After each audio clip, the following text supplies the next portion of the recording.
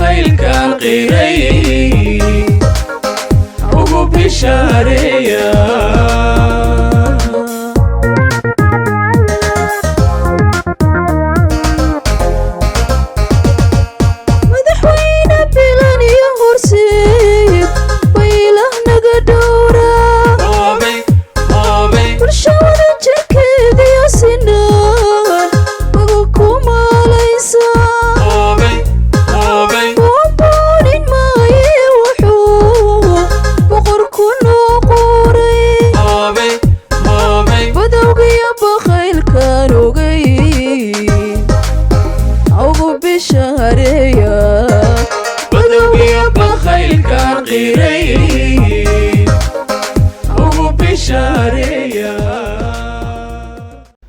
بسم الله الرحمن الرحيم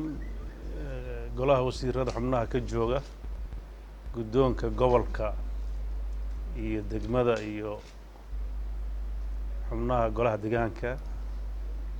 isimada nabadoonnada iyo dhammaan qaybaha kala duwan ee bulshada ee maanta sida diiran noogu soo dhaweeyay magaalada Boosaaso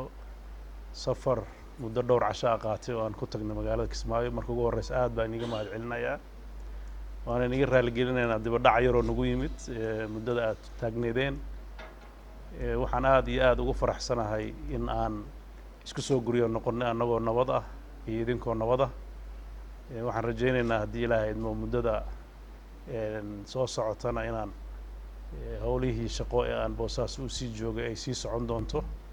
dabcan sidaad ka warqabtaan waxaan ka qayb galnay xafladii caleemasaarka ee magaalada Kismaayo loogu qabtay madaxweynaha cusub la doortay Axmed Maxamed Islaam runtii waxay ahayd caleemasaar si mug leh uga qayb gashay dowladda Puntland isugu jiray wasiiro xildhibaano odayaal iyo dad kala duwan oo runtii bulshada ka mid ah wuxuu ahaa miisaan weyn oo Puntland ay uga qayb gashay aniga iyo madaxweynihii hore Abdiraxmaan Faroole oo isaguna runtii kaalin weyn ku lahaa xilligii ay asaasmaysay Jubbaland runtii dadkaas waxayna soo fureen salaan waxay aad uga mahad celiyeen inaan kala soo qayb galno iyo garab istaaga mar walba aan garab taaganahay xaaladaha ay soo maraan waan rajaynayaa haddii ilaahay idmo mar walba Jubbaland oo runtii soddonkii sano ee u dambeysay Soomaaliya khilaaf ka jiray meelaha ugu badan oo khilaafaadka iyo isriixriixu uu ka dhaco ay tahay maraaxil badan soo martay gacan ku hayna fara badan isbedbedel ay soo martay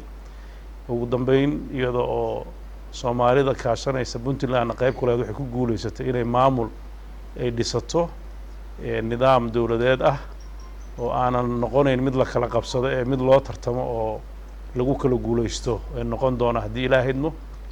markii ugu horeysay oo laba sano ka horeyso ku meel gaar ah laakiin teeramkii ugu horeeyay markuu dhameystay teeramkii labaad hadduu ahaa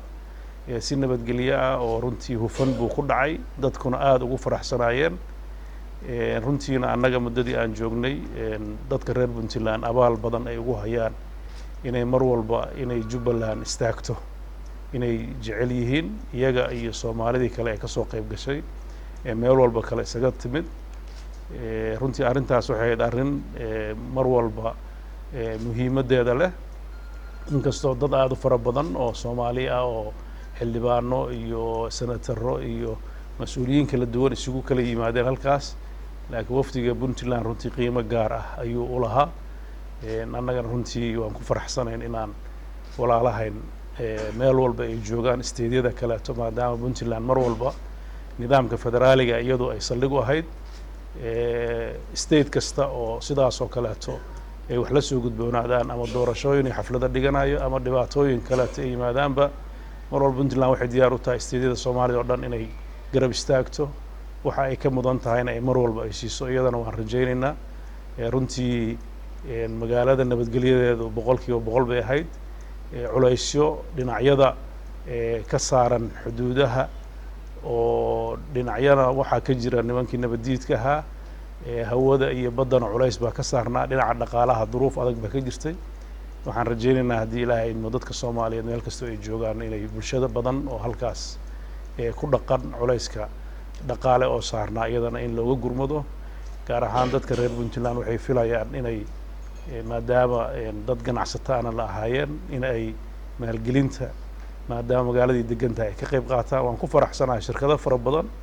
oo shirkadihii reer puntland ahaa oo boosaaso caanka ka ahaa ayaa markaa waddooyinka maraysaan magacyadooda iyo xafiisyadooda ay ka muuqdeen iyadana waa wax weyn oo qayb bay ka qaateen shirkadaha korontada kuwa biyaha kuwa badan qayb weyn bay ku leeyihiin haddana in halkaa laga sii wado waan rajaynayaa haddii ilaahay idmi soomaaliya dhibaatada maraaxishii fogeed ay soo martay inay ka raysan doonto in hore loo socon doono nidaamka federaalka inuu shaqayn doonaan ilaahay rajaynayaa khilaafaad kasta iyo aragti kala duwanaan dulqaad iyo wada hadal iyo isqancin in looga gudbo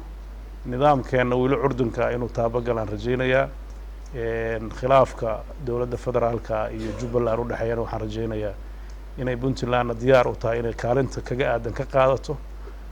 intii hadda wax socdeenna qayb weyn baan ku lahayn isku soo dhawayntooda haddeertaana waxaan rajaynaynaa inaan sii wadi doono iyaga iyo dowladda federaalka ama xubnaha kaleeto ee weli diidan nidaamka doorasho meesha ka dhacay oo runtii aan wax badan oo la tilmaami kara aysan jirin laba qof ayaa hadda runtii saluug muujiyey iyagana ma ahayn miisaan hadda bulshada ka muuqday laakiin waa haddii qof kasta oo maqan in la raadiyo sida dawga uu yahay waan rajaynaynaa khilaafyadaasna inay si